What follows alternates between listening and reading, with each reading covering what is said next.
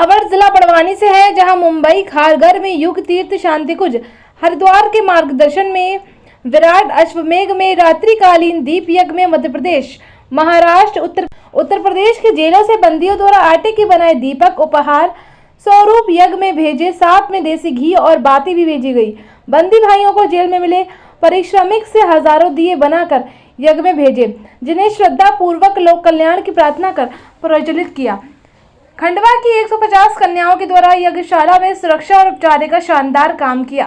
वहीं धार जिले के सदस्यों ने सुरक्षा व्यवस्था को संभाला। बड़वानी जिले सालीतांडा से 200 महिला पुरुष ने स्वच्छता को प्राथमिकता देकर निष्ठापूर्वक कार्य किया। यज्ञ के महान आयोजन में देश की विभूतियों ने सम्मिलित होकर गायत्री परिवार की सराहना की। आइए देखते हैं ये पूरी report bureau chief Mahendra Bhavsar के साथ।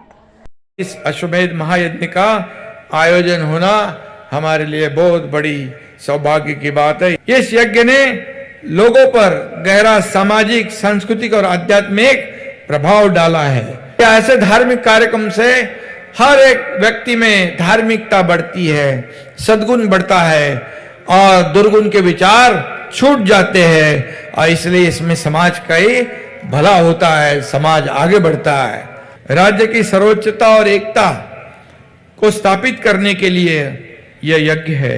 आज गायत्री परिवार भी इस यज्ञ का संचालन करके देश की जनता की समृद्धि, सुरक्षा और कल्याण की प्रार्थना कर रही है।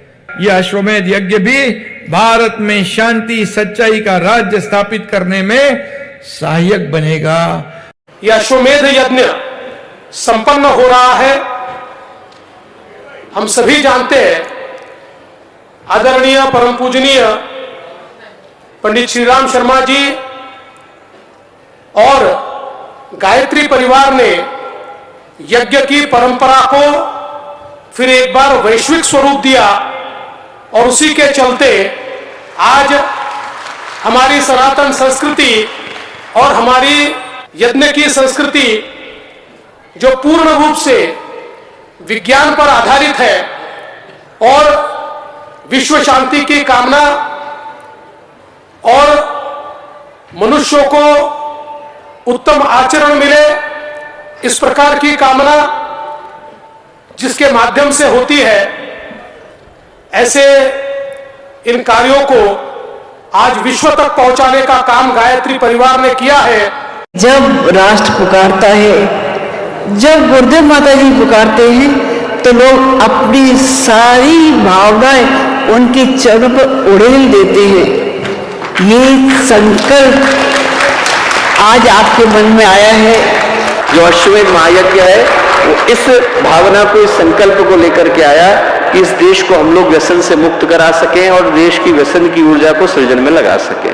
वर्षों के बाद जब भगवान राम लौटे और भगवान राम ने राम राज्य का बीजारोपण किया, तो बीजारोपण को करने के लिए उन्होंने जिस यज्ञ का सहारा लिया उसका नाम था अश्वमेध महायज्ञ। गायत्री महायज्ञ अश्वमेध यज्ञ के कार्यक्रम में आया हूं और सबसे पहले तो चिन्मयी भैया और इस मंच से जुड़े जितने लोग हैं उनका हृदय से आभार प्रकट करता हूं और आपने मुझे यहाँ बुलाया और इतना अच्छा मौका दिया, इसके लिए मैं आप लोगों का पुनः बहुत बहुत धन्यवाद प्रकट करता हूं। ये जीवन का एक ऐसा पल था जिसको कभी भूला नहीं जा सकता और यहाँ पे जैसे ही मैंने प्रवेश किया वो शक्ति अपने अंदर महसूस होने लगी। गायत्री माता की जो शक्ति है वो कहीं ना कहीं उनकी ऊर्जा, उनकी शक्ति और एक मंत्र देखिए दुनिया में केवल ऐसा है, केवल आप एक गायत्री मंत्र का जाप करें, आपके जीवन की सारी तकलीफें, सारा दुख दर्द सब दूर हो जाएगा।